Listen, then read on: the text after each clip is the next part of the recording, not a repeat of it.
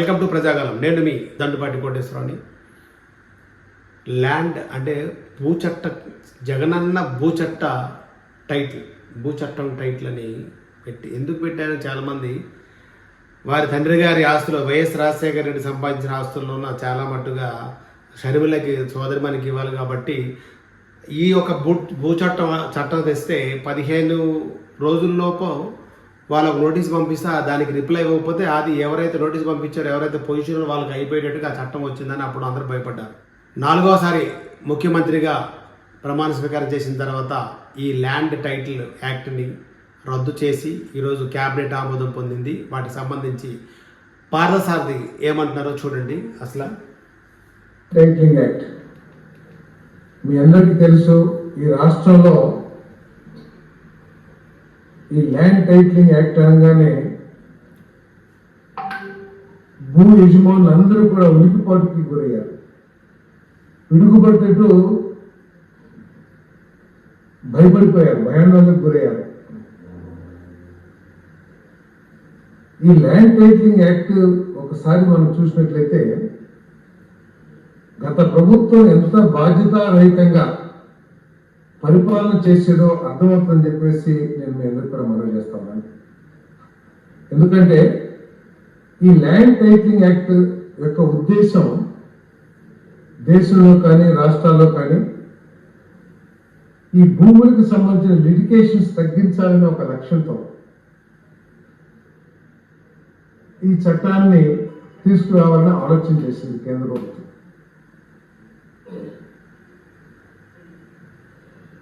ఈ రాష్ట్రంలో ఆమోదించినప్పుడు ఏం చెప్తున్నారంటే వాళ్ళు కేంద్ర ప్రభుత్వం తీసుకొచ్చిన, అంటే బీజేపీ తీసుకొచ్చిన చట్టాన్ని మేము అమలు చేశాము అని చెప్పేసి చెప్తా ఉన్నారు.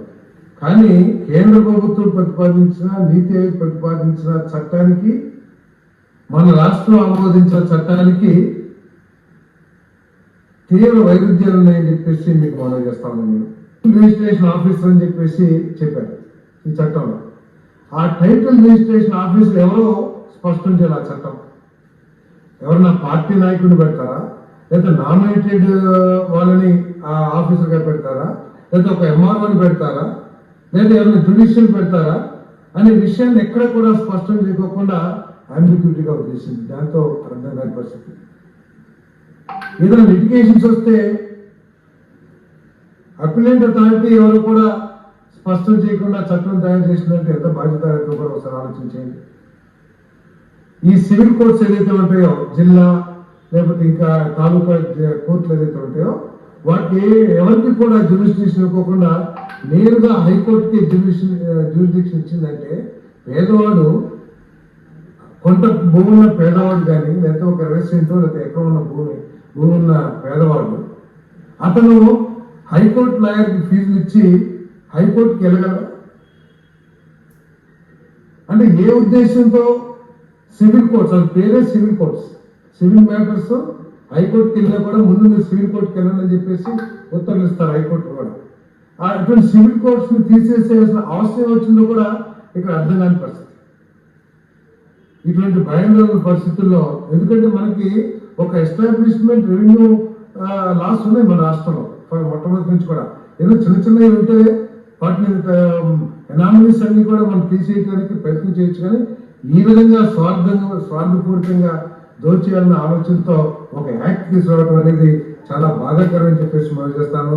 మరి ప్రజలకు భరోసా కల్పించడానికి మరి ఈ చట్టాన్ని రద్దు చేయాలని చెప్పేసి కేబినెట్ తీర్మానించింది. ఒరిజినల్ డాక్యుమెంట్స్ కూడా పొందే అవకాశాన్ని, ఎందుకంటే యాక్ట్ ప్రకారం ఒరిజినల్ డాక్యుమెంట్స్ కూడా రావని చెప్పేసి. అయితే ఇక్కడ ఎంత పని చేసిందంటే ఈ యొక్క ఫోటో వేయడం వల్ల ఎవరెవరు భూమి ఉందో భయపడ్డారు. మా భూమిని మళ్ళీ స్వాధీనపరుచుకుంటారా, లోన్లు తీసుకుంటారా, ఏం చేస్తారా అని. వైఎస్ఆర్ జగనన్న శాశ్వత భూ హక్కు మరియు భూరక్షక పథకం భూభక్షక అయిపోయింది. దానివల్ల ఆయన శాశ్వతంగా రాజకీయాల నుంచి తప్పుకునే పరిస్థితిలాగా అపోజిషన్ లేకుండా చేయవలసిన పరిస్థితి ఇది వీటి వల్లే జరిగిందని అంటారు. ఈరోజు అందరూ ఆంధ్రప్రదేశ్లో హ్యాపీగా సంతోషంగా ఉండేయాల్సిన రోజు. ఎందుకంటే ఆ చట్టాన్ని రద్దు చేస్తూ క్యాబినెట్ ఆమోదం పొంది చట్టాన్ని మొత్తం రద్దు చేసిండ్రు. మీరు అందరూ హ్యాపీగా ఉండొచ్చు ఆంధ్రప్రదేశ్ ప్రజలారా. నేను మీ దండుపాటి కోటేశ్వరరావు. అందరికీ నమస్కారం.